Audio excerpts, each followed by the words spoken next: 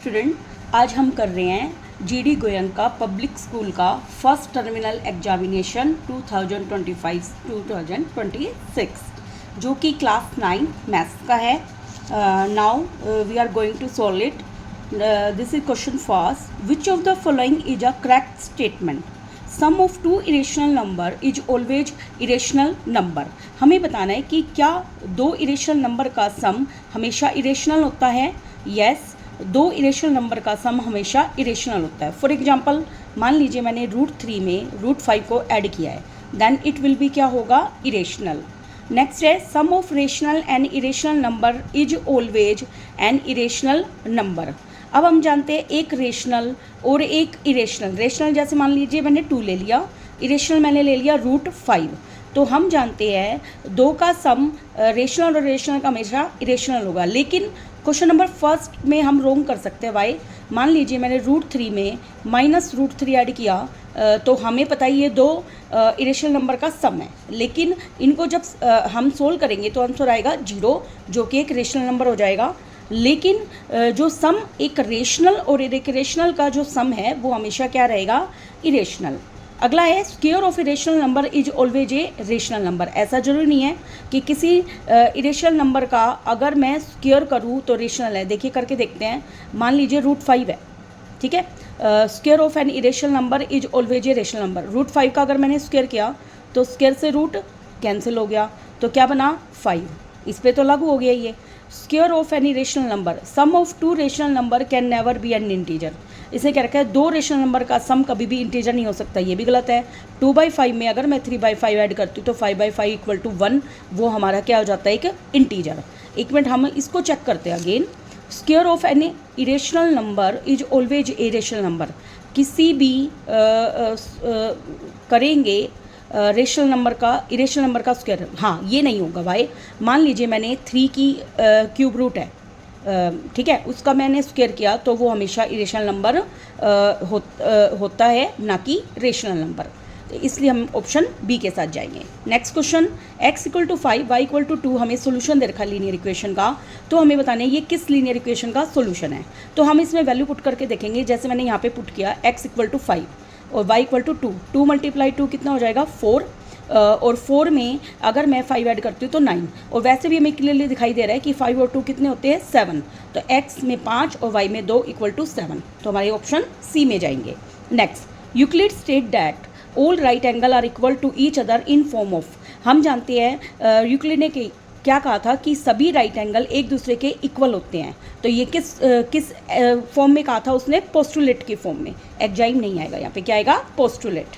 Next है हमारा x = 1 y = 2। Linear equation कितने लीनियर इक्वेशन को सेटिस्फाई कर सकता है, ये इनफाइनेटली लीनियर इक्वेशन को सेटिस्फाई कर सकता है।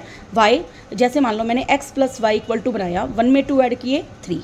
मान लीजिए x - y बनाया, मैंने 1 में से 2 गए -1, तो दो इक्वेशन तो मैंने यहीं बना दी। ऐसे करके हम इनफाइनेटली बहुत सारी इक्वेशन बना सकते हैं, इसलिए इसका आंसर आएगा इनफाइनाइट। नेक्स्ट हमारा क्वेश्चन है, if y coordinate of a point is 0 then this point lies. देखिए हम जानते हैं x एक्सिस पर y की वैल्यू क्या होती है, 0, इसलिए हम बी ऑप्शन के साथ जाएंगे। नेक्स्ट, ट्राइंगल ABC और ट्राइंगल DEF एक दूसरे में AB FD के बराबर है, एंगल AD के बराबर है। अब हमें बताना है SAS एग्जाइम के थ्रू अगर मुझे कॉन्ग्रुएंट करना है तो कौन सी कंडीशन लगेगी। अब देखिए A और D एंगल है और SAS बीच वाला एंगल होना चाहिए। अगर AB है तो हमें A वाली साइड से, A पॉइंट से शुरू होने वाली साइड लेनी है, तो A पॉइंट से शुरू, B पॉइंट इसके साथ आ गया, तो AC। ऐसे ही FD में D आ चुका है और हमें D वाली ही साइड लेनी है, तो वो क्या हो गई, DE। देखो बाकी में BC आ रहा है और EF। अगर मैं AB और BC के अकॉर्डिंग लेती हूँ तो इसके अकॉर्डिंग एंगल B आएगा। अगर मैं इसी तरीके से यहाँ पे AC तो है, लेकिन FD और EF में क्या कॉमन है, एंगल F। तो और हमें प्रूव करना है एंगल A बराबर एंगल D, इसलिए इसी ऑप्शन को हम रिजेक्ट कर देंगे। नेक्स्ट में हमारा A है ही नहीं, ठीक है, इसी ऑप्शन B आएगा। If x + 1 is a factor of the polynomial then value of k। देखो x + 1 फैक्टर है तो x = -1 हुआ, वैल्यू पुट करेंगे 2 × -1² k × -1 = 0। -1 का स्क्वायर क्या होता है, +1, तो ये प्लस का 2 आएगा, क्या आएगा, प्लस का 2। और माइनस का k, देन +2 = k, तो k की वैल्यू क्या आएगी, +2। ए ऑप्शन आएगा इसका। Next, one angle of a triangle is 130 है, then angle bisector of the other two angle, हमें बताने हैं एंगल बाइसेक्टर के बीच में लाई करने वाला एंगल कितना होगा, then the angle bisector between bisector of other two angle will be. देखिए भाई, जैसे मैंने मान लिया ए बी से एक ट्राइंगल है, इसमें एंगल ए 130 बना दिया, तो एंगल बिटवीन द बाइसेक्टर, अब देखो मान लीजिए ओ बी और ओ सी, ओ बी किसका बाइसेक्टर एंगल बी का, और ओ सी किसका बाइसेक्टर एंगल सी का, और मुझे बताना है इन दोनों के बीच में आने वाला एंगल ओ। अब हम जानते हैं ट्राइंगल में तीनों एंगल का जोड़ कितना होता है 180, ए की वैल्यू पुट करी 130, B plus C equal to 180, B plus C की वैल्यू क्या हुई 180 में से 130 गया 50। अब मैंने दोनों तरफ हाफ से डिवाइड किया, 50 को 2 से डिवाइड किया कितना आया 25। अब बी का हाफ मैंने मान लिया अंदर वाला एंगल है 1 और सी का हाफ मान लिया एंगल 2 है, ठीक है। तो अब हमारे पास जब मैं इसको सोल्व आउट करती हूँ तो कितना आया कितना आया, ये वाला b प्लस सी का हाफ 25 आ गया, जो कि एंगल 1 और 2 का जोड़ है। और हम जानते हैं बी ओ सी ट्राइंगल में एंगल 1 एंगल 2 और एंगल ओ का जोड़ कितना आएगा 180, इसलिए 180 में से मैंने 25 सब्ट्रैक्ट किया तो हमारा आंसर कितना आया भाई 155, जो कि ऑप्शन नंबर डी आएगा। नेक्स्ट हमारा क्वेश्चन देखिए, the factor of P X equal to हमें दे रखा है 4x² प्लस 8x प्लस 3। अब मुझे इसके क्या बनाने हैं फैक्टर, हमें इस तरीके से देखना है, मल्टीप्लाई करें तो 12 आए, जोड़े तो 8 आए। तो हम जानते हैं मल्टीप्लाई करें तो 12 आए तो 6 2 जा 12 और 6 और 2 कितने हो जाएंगे 8।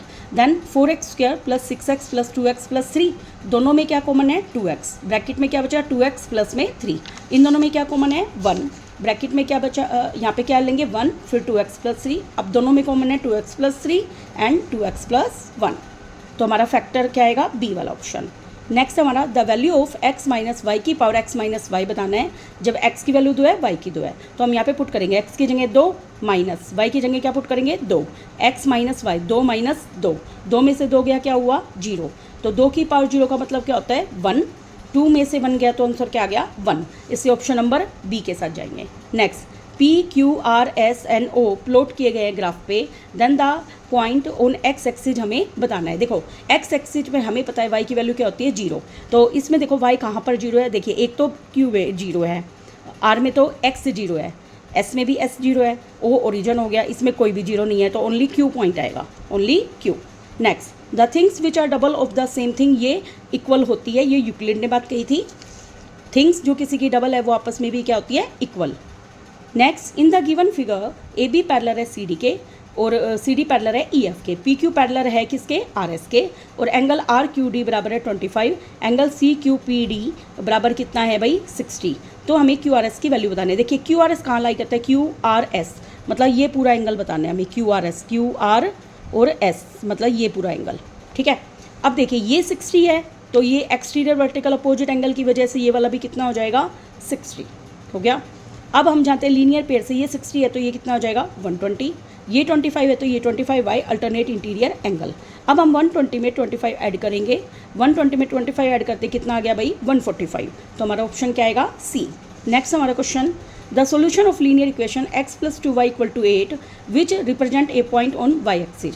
देखिए y एक्सिस पर x की वैल्यू क्या होती है 0, तो y एक्सिस पे x की वैल्यू 0 होती है तो x पे हाथ रखिए, तो y की वैल्यू क्या दिखाई दे रही है 8 को 2 से डिवाइड करने पर 4, तो हमारा पॉइंट आ जाएगा 0 and 4। Okay next abscissa of A point is positive in, हम जानते हैं एब्सिसा किसको बोलते हैं हम एक्स एक्सिस एक्स वाले पॉइंट को, तो x पॉजिटिव होता है फर्स्ट और फोर्थ क्वाड्रेंट में, जैसे हमारे ये 4 क्वाड्रेंट होते हैं फर्स्ट और ये फोर्थ क्वाड्रेंट में x की वैल्यू क्या होती है पॉजिटिव।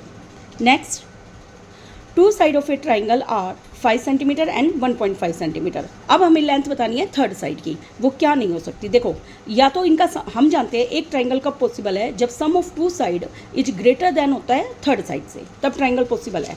तो मान लीजिए अब वो कोई भी 2 साइड हो सकते हैं, अब तो मैंने 5 में 1.5 ऐड किया तो कितना आया 6.5, तो हमने देखा सभी साइड 6.5 से क्या है छोटी, तो इसका मतलब अब हम इसको सब्ट्रैक्ट करके देख लेते हैं।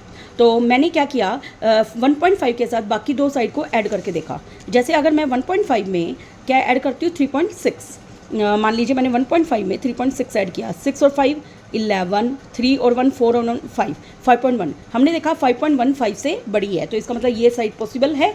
नेक्स्ट हम चेक करेंगे 4 को, 4.1 में 1.5 जोड़िए, 5 और 1 6, 4 और 1 5, 5.6 आ गया, इसका मतलब ये भी 5 से बड़ी है तो ये भी पॉसिबल है। अगला 3.8 में अगर मैं 1.5 को जोड़ती हूँ, 8 और 5 13, 3 और 1 4 एंड 5 5.3, जो भी इससे बड़ी है, तो इसका मतलब हमारा आंसर क्या आएगा 3.4। वाई 5 और 4 9 और 3 और 1 4, 4.9 आया, जो कि 5 से क्या है छोटा, तो ये वाली साइड पॉसिबल नहीं है।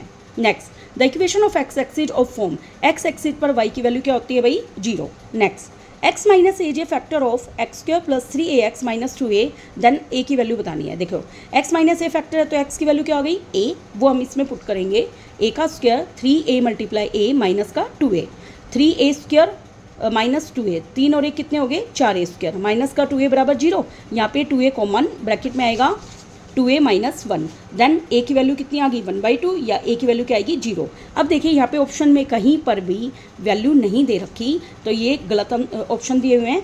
नेक्स्ट हमारा क्वेश्चन, यूक्लिड ज्योमेट्री वैलिड होती है फॉर कर्व सरफेस, ये बिल्कुल रॉन्ग है, क्योंकि यूक्लिड ज्योमेट्री वैलिड होती है ओनली फ्लैट सरफेस के लिए। अगला, थिंग्स जो कि डबल होती है सेम थिंग के, वो एक दूसरे के इक्वल होती है, ये किसने कही थी पोस्टुलेट के, सॉरी यूक्लिड के एग्जाइम ने कही थी, इसलिए ये ट्रू है, तो पहला फॉल्स, दूसरा ट्रू, तो डी ऑप्शन आएगा। नेक्स्ट, √3 इरेशनल नंबर होता है, ये ट्रू है, और स्क्वायर रूट पॉजिटिव इंटीजर का is not a perfect square, ये बात सही है कि पॉजिटिव इंटीजर का जो स्क्वायर रूट अगर परफेक्ट स्क्वायर ना हो तो वो इरेशनल नंबर होता है, इसलिए ये इसका रीजन है, तो ए ऑप्शन आएगा। Next, find two solution 4x + 3y = 12, तो मैंने यहाँ निकाल रखे हैं, एक बार x को 0 माना, x को 0 माना, इस पर हाथ रखिए, हमें y कितना दिख रहा है 12 से 3 को डिवाइड किया 4, एक बार y को 0 मानेंगे, इसके ऊपर हाथ रखेंगे, तो हमें क्या दिखाई दे रहा है 12 को 4 से डिवाइड किया 3, तो हमारे पॉइंट आ गए 2 solution. Next, show that angles of A equilateral triangle 60 degree है। अब हम जानते हैं एक ट्राइंगल इक्विलेटर कब होती है, जब इसकी तीनों साइड्स इक्वल होती है, और हमें टू प्रूव क्या करना है, तीनों एंगल 60 है। अब देखो तीनों साइड इक्वल है, तो तीनों एंगल को मैंने, एंगल भी इक्वल होंगे, तो उसको मैंने एक्स सेलेक्ट कर लिया, और हम जानते हैं एक ट्राइंगल में तीनों एंगल का जोड़ कितना होता है 180, x + x + x = 180, 3x = 180, then x = 60 आएगा। नेक्स्ट हमारा क्वेश्चन, ABC एक आइसोस्केल ट्राइंगल है जिसमें AB AC के बराबर है, BD और CE दो मीडियंस है। अब हमें शो करना है क्या BD और CE इक्वल है या नहीं। देखिए मैंने यहाँ पे डायग्राम बनाया हुआ है, ABC एक ट्राइंगल बना दी जिसमें AB और AC क्या है इक्वल, और BD और CE इसके दो क्या है मीडियन। मीडियन की क्या प्रॉपर्टी होती है, वो सामने वाली साइड को दो बराबर भागों में बांट देता है। तो अब देखो CE किसके ऊपर गिर रहा है भाई AB पर, तो AB के दो इससे क्या हो गए AE और BE बराबर हो गए, ऐसे यहाँ से AD और CD बराबर हो गए। अगर पूरी AB और AC बराबर है तो उसके आधे आधे भी बराबर होंगे, तो AB का आधा क्या हो गया BE और AC का आधा क्या हो गया CD, जो कि अभी काम आने वाला है आगे। अब देखो, अब मैं कौन सी ट्राइंगल लूँगी, BD और CE प्रूव करना है, BD और CE में नीचे BC बेस वाली दो ट्राइंगल लूँगी। तो अब देखिए यहाँ पे AB बराबर AC गिवन है, जब दो साइड इक्वल है तो उनके अपोजिट एंगल क्या होते हैं इक्वल। जैसे मान लो ये ट्राइंगल है ABC, तो AB के ऊपर हाथ रखा तो मुझे कौन सा एंगल दिखाई दे रहा है C, AC के ऊपर हाथ रखती हूँ तो कौन सा एंगल दिखाई दे रहा है B। इसका मतलब एंगल C और B क्या हो गए opposite sides of equal, opposite angles of equal side, opposite angles of equal sides हो गया। नेक्स्ट, अब देखिए इन दोनों ट्राइंगल के अंदर BC तो हमें कॉमन नजर आ रही है, C और B क्या हो गए एंगल आ गए, और अभी मैंने बताया था यहाँ से BE और CD आपस में बराबर आएंगी, क्यों, क्योंकि ये AB और AC का क्या है हाफ, इसलिए हमने देखा। देखो अब हमारा कौन सा रूल लगा है, side angle side, side angle side से दोनों ट्राइंगल क्या हो गई कॉन्ग्रुएंट, कॉन्ग्रुएंट होने के बाद ये दोनों किससे आ गया CP/CD।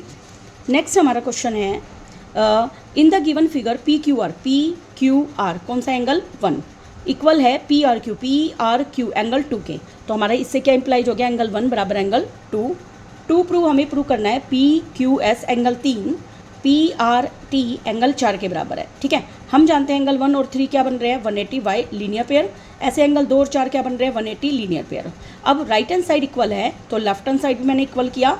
अब अभी हमने देखा था 1 और 2 इक्वल है, तो 1 और 2 को कैंसिल कर दिया, तो 3 बराबर 4 आ गया, हैंस प्रूव्ड। ओके, नेक्स्ट है, अगर एक ट्रांसवर्सल इंटरसेक्ट करता है दो पैरेलल लाइंस को, तो हमें शो करना है जो बाइसेक्टर है कोरस्पोंडिंग एंगल के, वो एक दूसरे के क्या होंगे पैरेलल। देखो इसको मैंने नोटबुक पे सोल्व किया है। देखिए यहाँ पर मैंने एक पैरेलल लाइन ले ली P और एक Q, यहाँ पे P और Q पैरेलल लाइन है, R मैंने इसका ट्रांसवर्सल बना दिया। ट्रांसवर्सल क्या होता है, जो पैरेलल लाइन को कट करते हुए एक लाइन जाती है। ओके, अब कोरस्पोंडिंग एंगल कैसे होते हैं भाई, एक एंगल ऊपर और एक एंगल ठीक इसके नीचे, उनको कोरस्पोंडिंग एंगल बोलते हैं। अब मैंने ये जो PAB है कोरस्पोंडिंग एंगल, उसका बाइसेक्टर बना दिया AB, और एक कॉरस्पॉन्डिंग एंगल है पी, यहाँ से ACE भी बोल सकती हूँ मैं इसको, इसका बाइसेक्टर बना दिया मैंने CD, बना दिया।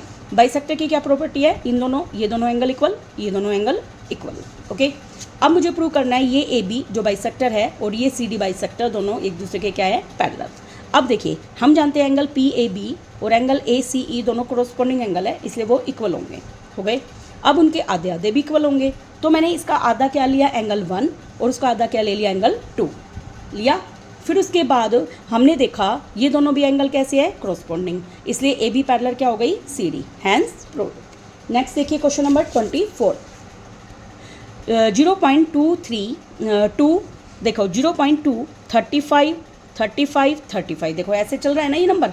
अब उसको एक्सप्रेस करना है, हमें बताना है वो P/Q फॉर्म में एक्सप्रेस किया जा सकता है या नहीं।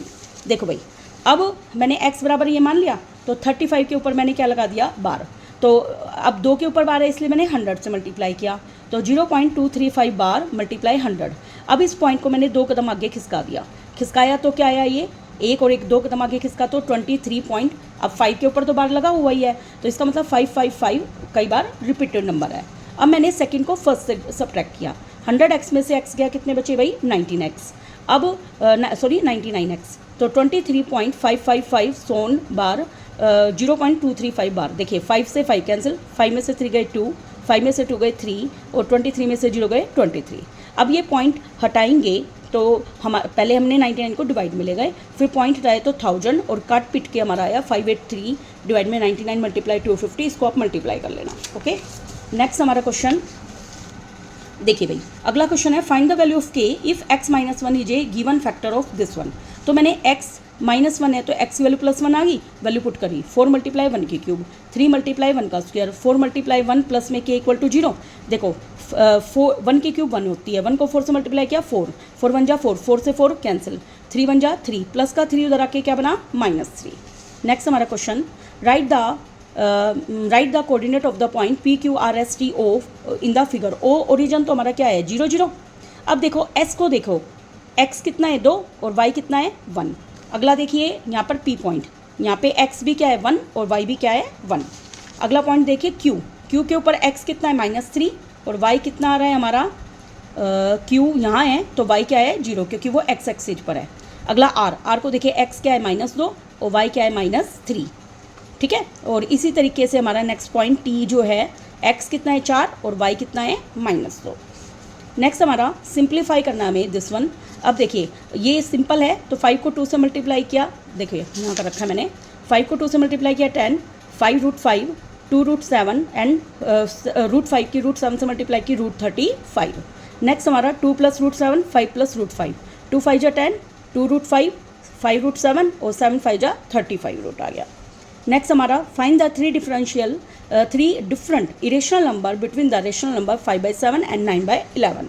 अब देखिए 5/7 है, तो इसको पहले मैंने पॉइंटों में कन्वर्ट किया, 7 बार 5 अंदर, तो मैंने 7 7 जा 49, 1 बचा, 7 1 जा 7, 3 0 तारी, 7 4 जा 28, 2 7 2 जा 14, 6 ऐसे हमने सोल्व किया, तो ये रिपीटेड नंबर आ रहा है 0.714285 बार आ गया। इसी तरीके से मैंने 9 और 11 का सोल्व किया, 11 9 अंदर 0.81 बार आ गया। अब इन दोनों के बीच के मुझे इरेशनल नंबर बताने हैं, तो उसकी ट्रिक क्या होती है, 71 के बाद 72 आ गया, 1 0, 72 फिर 2 0, 72 फिर 3 0 एंड सो हम करते चले जाएंगे। ऐसे ही 73 फिर 1 0, 73 2 0 ऐसे करते चले गए। ऐसे ही नेक्स्ट में 74 कर दिया। तो इस तरीके से मैंने 3 इरेशनल नंबर कर दिए। ये सोन के लिए 3 डैश लाइन आते, 3 से ज़्यादा नहीं बनाते। ओके, नेक्स्ट हमारा find the coordinate of the point which lie on X and Y axis. जो एक्स और वाई दोनों पे लाई करता है उसको एक्स वाई बोलते हैं। वुच को ऑर्डिनेट क्या होता है, वाई की वैल्यू, और लाई करता है वाई एक्सिस। हम जानते हैं वाई एक्सिस पे एक्स की वैल्यू क्या होती है 0, तो हमारा आंसर आएगा 0 और -4। नेक्स्ट एब्सिसा क्या होता है एक्स, और लाई करता है एक्स एक्सिस पे, एक्स एक्सिस पे वाई क्या होता है 0, तो आंसर आएगा 5 and 0। नेक्स्ट हमारा describe the point on the graph 2x + 5y = 19 जिसका ऑर्डिनेट 1.5 टाइम्स है एब्सिसा का। तो हमारे पास ऑर्डिनेट क्या होता है y 3/2 टाइम्स किसका है एब्सिसा का, तो 3/2 ऑफ x। अब हमने वैल्यू दे रखी है 2x + 5y = 19। मैंने क्या किया, यहाँ पे y की वैल्यू को पुट किया, y × 3/2 ऑफ x 3 5 जा 15। अब मैंने 2 LCM लिया, 2 2 जा 4x प्लस 5 3 जा 15 इक्वल टू 19। 19 2 जा कितने हो गए 38। फिलहाल मैंने इन दोनों को ऐड कर दिया, 15 और 4 कितने हो गए 19x। 19 से 19 इक्वल में कट सकते हैं, तो x की वैल्यू हमारी कितनी आ गई 2। इसको मैंने इक्वेशन फर्स्ट में पुट किया, y इक्वल टू 3/2 मल्टीप्लाई 2, तो y की वैल्यू कितनी आ गई 3। तो हमारा आंसर आ गया 2 and 3। तो हमारा पॉइंट क्या आ गया 2 and 3। ओके, नेक्स्ट हमारा in the given figure A B parallel है सी डी पैरेलल है ई एफ के, ई ए परपेंडिकुलर है ए बी और एंगल गिवन हमें एक्स वाई जेड बताना है। देखिए बहुत ही इजी क्वेश्चन है ये। देखिए हमें ये गिवन है ए बी पैरेलल है सी डी पैरेलल है ई एफ के, और अब यहाँ पे देखिए ये एंगल 90 डिग्री बन रहा है, ये 90 है तो ये भी 90 होगा, क्योंकि वो ट्रांसवर्सल के सेम साइड एंगल का जोड़ कितना होता है 180। तो z प्लस 55 इक्वल टू 90, तो z की वैल्यू 90 में से 55 सब्ट्रैक्ट किया तो 35 डिग्री आ गई। अब हमारे पास y, ये एक ट्रांसवर्सल जा रहा है, तो यहाँ से y और 55 का जोड़ कितना आएगा 180। तो y की वैल्यू आएगी 180 में से 55 घटाए तो 125 हो गया। अब x और y हमारे पास कैसे एंगल है भाई, कोरोस्पोंडिंग एंगल, तो ये कितना आ जाएगा भाई 125। नेक्स्ट हमारा क्वेश्चन एक्स वाई जेड 64 है और एक्स वाई को प्रोड्यूस किया गया है पी। देखो एक्स वाई को मैंने पीछे की तरफ बढ़ा दिया, कहाँ तक पी तक, ये एरो लगी हुई है यहाँ पे। ओके, फिर draw a figure from the given information if रे वाई क्यू, वाई से क्यू बाइसेक्ट कर रही है एंगल जेड वाई पी को, तो एंगल 1 बराबर एंगल 2 हो गया। अब हमें निकालना है एंगल एक्स वाई क्यू मतलब 64 प्लस एंगल 1 निकालना है हमें, और रिफ्लेक्स निकालना है क्यू वाई पी का, क्यू वाई पी मतलब एंगल 2 का रिफ्लेक्स निकालना है। देखिए भाई एंगल 1 बराबर एंगल 2 को एक्स इक्वल मान लिया। अब देखिए एक्स वाई पी एक लाइन है, लाइन पर तीनों एंगल का जोड़ कितना होएगा 180। तो 64 plus angle 1 plus angle 2 equal to 180। 64 angle 1 भी एक्स है 2 भी एक्स है, तो 2x 180 में 64 गए 116 सब्ट्रैक्ट किए, फिर उसके बाद 2 से डिवाइड किया तो कितना आ गया 58। तो 1 और 2 तो हमारे कितने आ गए 58। एंगल एक्स वाई क्यू किन दोनों का जोड़ा है 64 एंगल 1 का, तो 64 में 58 जोड़ा तो 122, और मुझे रिफ्लेक्स निकालना है एंगल 2 का, तो 360 में से एंगल 2 की वैल्यू कितनी है 58 सब्ट्रैक्ट करेंगे तो 302 आएगा। नेक्स्ट हमारा क्वेश्चन देखिए, हमें क्या कह रखा है ए बी सी एक आइसोस्केल ट्राइंगल है जिसमें एल्टीट्यूड बी ई और सी एफ इक्वल साइड पर डले हुए हैं, शो करना है एल्टीट्यूड्स इक्वल है। देखो भाई ए बी बराबर ए सी हमें गिवन है और दोनों एंगल कितने हैं 90 डिग्री।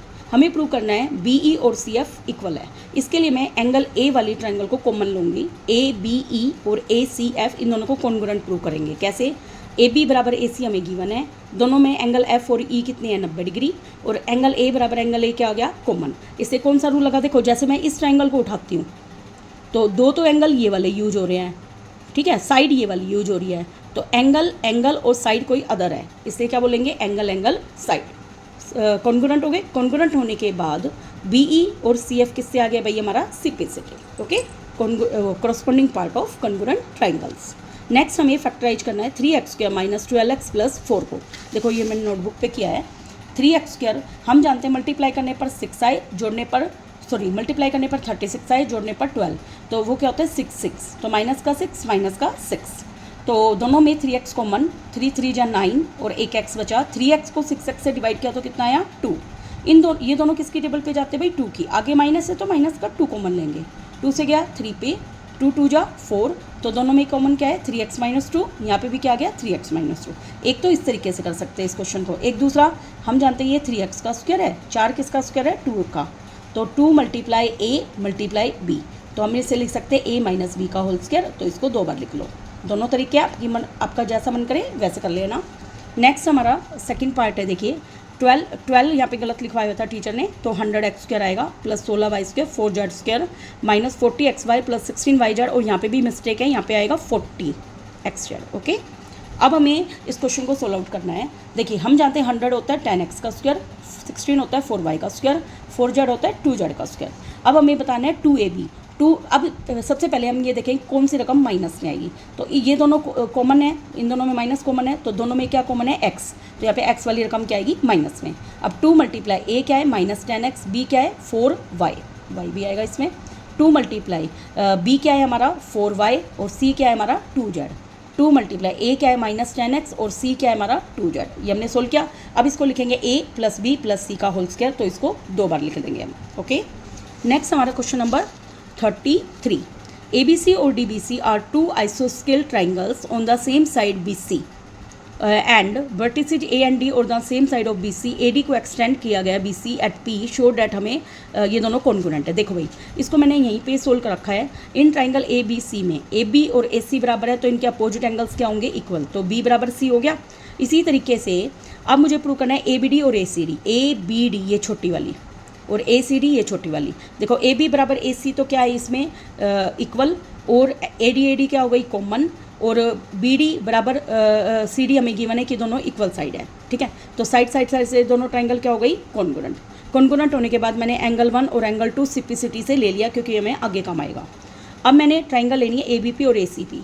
देखो ए बी पी और ए सी पी हमें साफ दिख रहा है, इसमें ए पी क्या होगी कॉमन, 1 बराबर 2 हमने प्रूव किया था, और ए बी बराबर ए सी हमें क्या है गिवन। देखो ए बी बराबर ए सी 1 बराबर 2 और हमने ए पी बराबर ए पी क्या ले लिया कॉमन, इसलिए दोनों ट्रायंगल कॉन्ग्रुएंट हो गई। कौन सा रूल लगा, साइड एंगल साइड। फिर हमने ले लिया इसमें बी पी बराबर सी पी, सिंप्लिसिटी आगे हमें काम आएगा ये वाला। नेक्स्ट हमें प्रूव करना है ए पी बाइसेक्ट करता है एंगल ए और डी को। देखो ए के तो 2 टुकड़े दिखाई दिए हमने 1 बराबर 2, अब डी के दिखाने हैं तो हमें इन दोनों ट्रायंगल को कॉन्ग्रुएंट प्रूव करना पड़ेगा। किसको, बी पी डी और सी पी डी को। तो बी पी डी और डी पी सी में डी पी क्या है कॉमन, और बी पी बराबर सी पी प्रूव किया है, और बी डी बराबर सी डी भी हमारी गिवन है। तो अब हमारे पास साइड से कॉन्ग्रुएंट हो गई है, ठीक है। क्वेश्चन नंबर 34 क्या क्या रखा है 34 में, प्रताप एक परचेज करने गए बुक्स और नोटबुक को। उसने 2 बुक और 3 नोटबुक को खरीदा और उसका बिल बना 1200। अब हमें बताना है, कंस्ट्रक्ट करनी है। देखिए मैंने एक बुक की कॉस्ट को क्या मान लिया x और एक नोटबुक की कॉस्ट को क्या मान लिया y। अब कितनी बुक खरीदी है इसने 2, तो 2x और 3y मिलाकर कितने हैं भाई 1200 रुपये, ये हमने कर दिया। अब आगे पूछ रहा है 3 डिफरेंट सॉल्यूशन निकाल ले, तो मैंने यहाँ पे 3 डिफरेंट सॉल्यूशन निकालने के लिए वैल्यू पुट करी है। x को क्या पुट किया 0, इसके ऊपर हाथ रखो। y की वैल्यू क्या दिख रही है, इसको 1200 को 3 से भाग किया 400, y को 0 पुट किया, इस पर हाथ रखिए, 1200 को 2 से भाग किया तो कितना आएगा 600।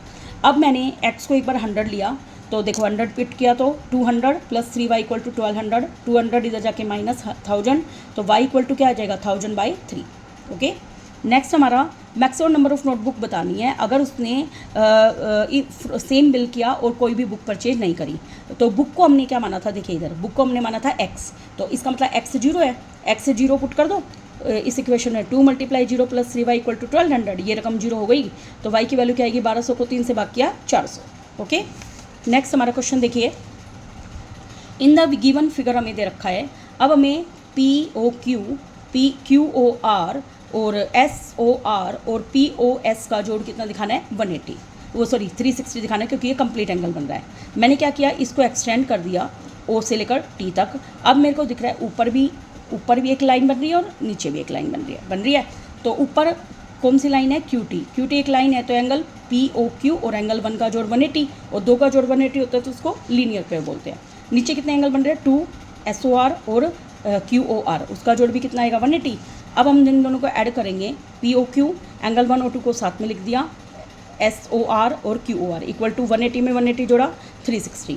अब 1 और 2 मिलाकर क्या बन गया POS बन गया ना। तो हमने क्या देखा, सभी का जोड़ कितना गया 360। नेक्स्ट AB पैरेलल है CD के, एंगल 2 बराबर क्या दे रखा 120 प्लस x और एंगल 6 बराबर क्या दे रखा है 6x, और हमें 2 और 6 की वैल्यू बतानी है। देखो 2 और 6 कैसे एंगल है भाई, ये कोरस्पॉन्डिंग एंगल। 2 की वैल्यू कितनी है 120 प्लस x, 6 की है 6x प्लस x इधर आके minus x, 5x equal to 120। x की वैल्यू क्या आ जाएगी 120 को 5 से डिवाइड किया 24। अब हम एंगल 2 की वैल्यू है 120 प्लस x की वैल्यू पुट कर देंगे 124, तो कितना आ गया 144। 6 बराबर भी कितना आएगा 144, क्योंकि दोनों कैसे एंगल है कोरस्पॉन्डिंग एंगल। देखिए आगे हम ई पार्ट पे चलते हैं, सेक्शन ई पे। Providing education to every child is the personal campaigning of government of India that aims to generate awareness and to improve the efficiency of welfare service for children in a nation. In a school group of x + y तो teachers हैं और x² + y² girls है, x³ + y³ boys है।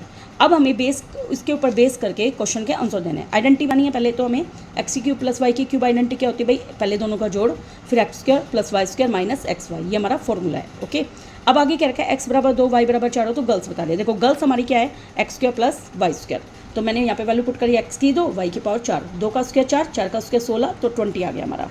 Next if value of X square minus Y square 851 है और x plus Y 37 है, then x minus Y बताना है। देखो भाई, हम जानते हैं A plus B A minus B, X plus Y की वैल्यू 37 है, ये इसको डिवाइड में ले गए तो हमारा आंसर कितना गया 23।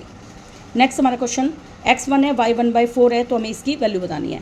तो देखो भाई, इसमें भी मैंने ए स्क्वायर माइनस बी स्क्वायर का फॉर्मूला लगा दिया। x प्लस वाई में एक बार x माइनस वाई को ऐड किया, फिर x प्लस वाई में इसको सब्ट्रैक्ट करेंगे तो निशान चेंज कर दो, माइनस का x और प्लस का y, x से x कैंसिल, y से y कैंसिल, x में x जोड़ा 2x, y में y जोड़ा 2y, तो दूनी 4xy, वैल्यू पुट करी x की 1 और y की 1/4, 4 से 4 कैंसिल, 1 आंसर आ गया। ओके, नेक्स्ट हमारा, the committee of housing board society decided to make a children park in the shape of with vertices P Q बराबर पी आर है, टी एन एस पॉइंट है, Q T बराबर R S है। तो हमें इसके base पर questions के आंसर देने हैं। देखिए, ये मैंने दे रखे हैं यहाँ पे,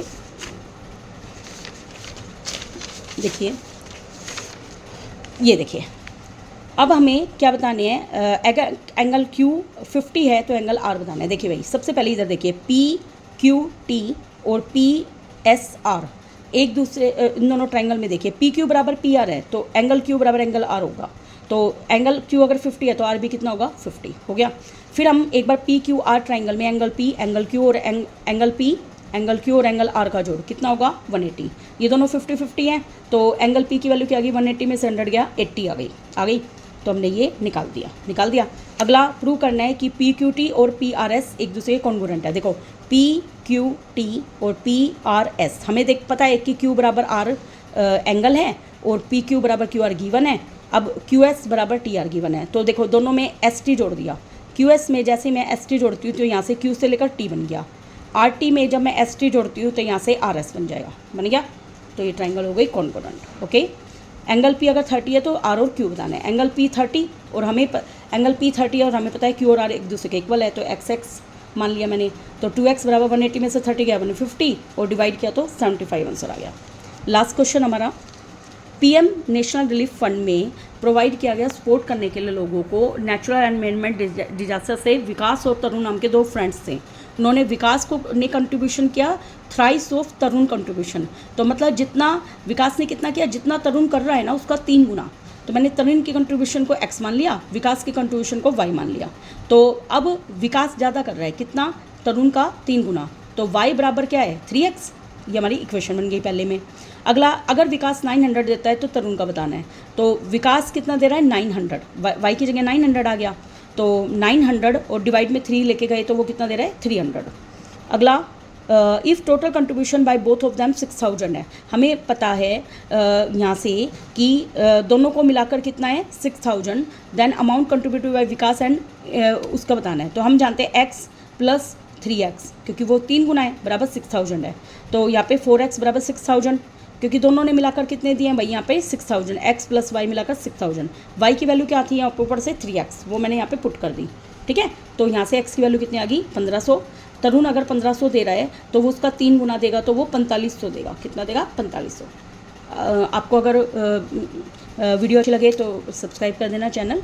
find 2 different solution of linear equation form by the given data. अब देखो, y बराबर 3x दे रखा है, x की जगह मैंने 1 पुट किया तो 3 1 जा 3, x की जगह अगर मैं 2 पुट करती हूँ तो 3 2 जा 6। ठीक है, इस तरीके से हमारा आ जाएगा। Thank you very much.